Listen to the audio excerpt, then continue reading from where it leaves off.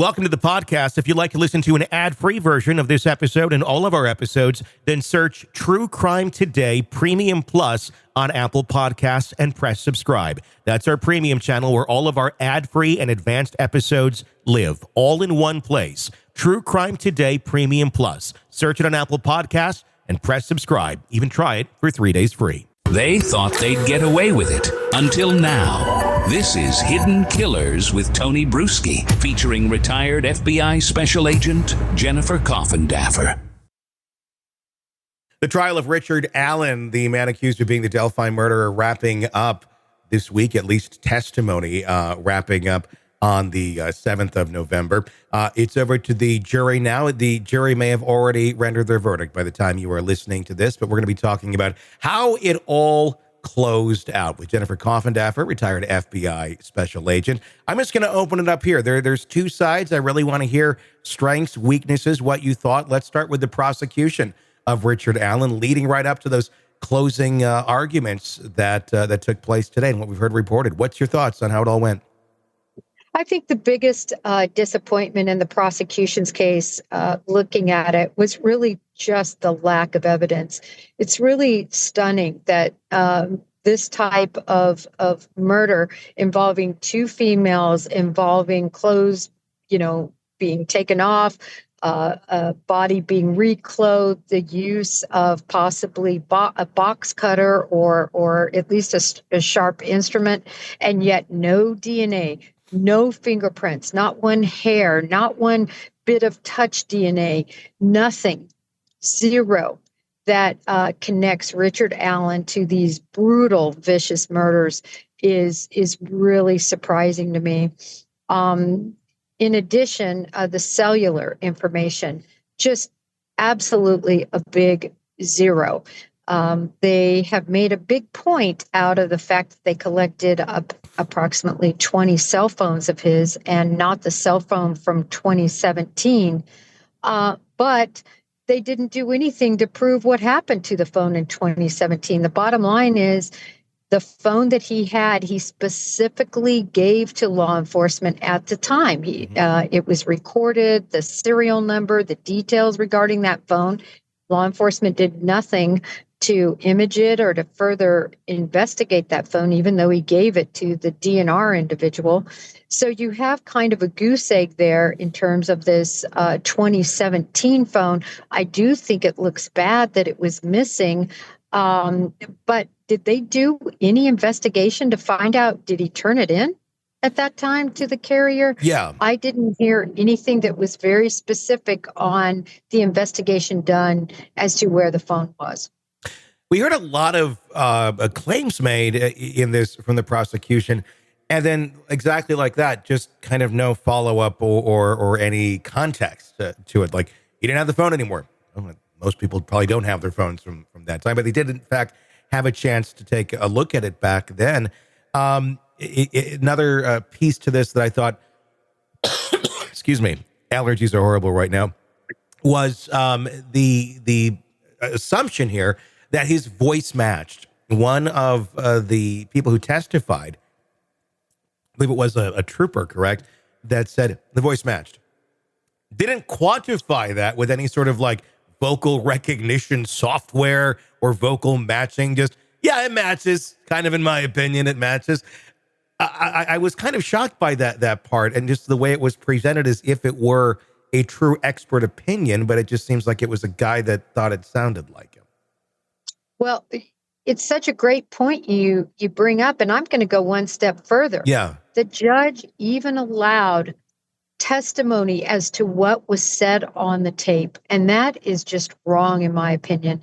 The reason you have the tapes is for the jury, the triers of fact, to consider what was actually said, not for a police officer who could influence them. Mm-hmm. And then you have confirmation bias occur where this trooper says it, or this law enforcement officer says it. So now you have a law enforcement officer saying he thinks is his voice.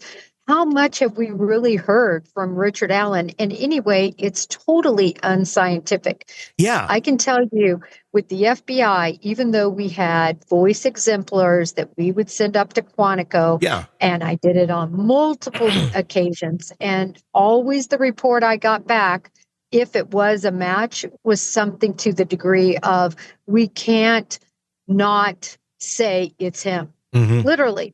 That's what you get. You don't get that it is him.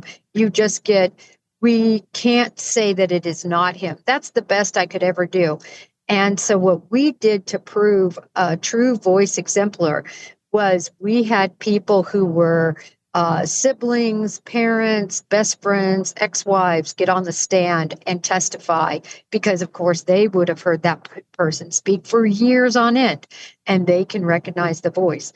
They did not do this in this case, and I think it's because they couldn't find anybody with any experience or expertise to say that was Richard Allen's voice. I was just kind of shocked that there was even allowed in, just with no qualification to say that. I mean, it would be like, oh, there's blood there that matches his DNA.